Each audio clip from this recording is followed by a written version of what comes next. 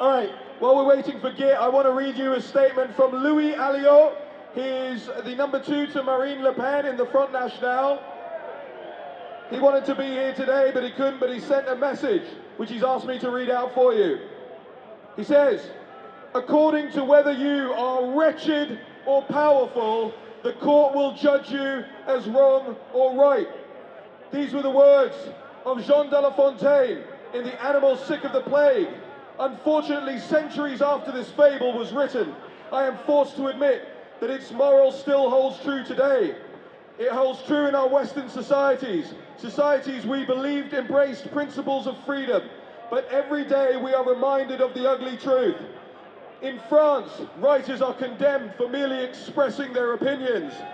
In fact, the French Parliament is currently assessing a new law against fake news, which in its very nature reveals a repressive attitude towards freedom.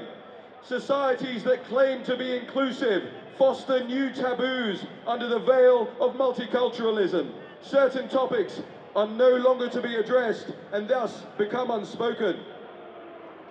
Louis continues. Last month, Tommy Robinson was arrested and sentenced to 13 months in prison for having live-streamed the arrival at Leeds Crown Court of the protagonist in a case involving a Pakistani gang accused of having committed crimes of pedophilia. His incarceration is a dishonor to the grand liberal democracy that Britain represents, or perhaps that Great Britain used to represent. No country that is confident and assertive in upholding its values would imprison journalists. It took no more than 5 hours for Tommy to be incarcerated after his arrest. Louis continues. Those who still believe in the freedom of opinion and expression should be appalled and outraged by this incident. Gangs committed repeated abuses in Telford and Rotherham and elsewhere, facing nothing but indifference for decades. Should the acts of rapists be kept silent? Should it be prohibited to believe that such violence stems from a misguided approach to integration and tolerance? In Rotherham, one of the investigators working on the case was required to take a class on cultural diversity after reporting the ethnicity of the rapist. They'll do anything to avoid shattering the lies that form the basis of their multiculturalist project.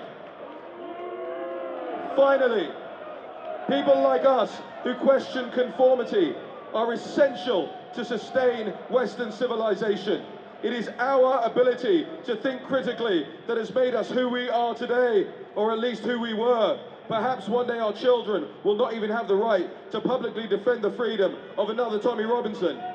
In the heart of London, while some men call for the enforcement of Sharia law and others openly endorse the Islamic State, our judges are busy convicting journalists who condemn these acts. It is time for this to come to an end. It is time for those who defend political correctness to stand up for a worthy cause.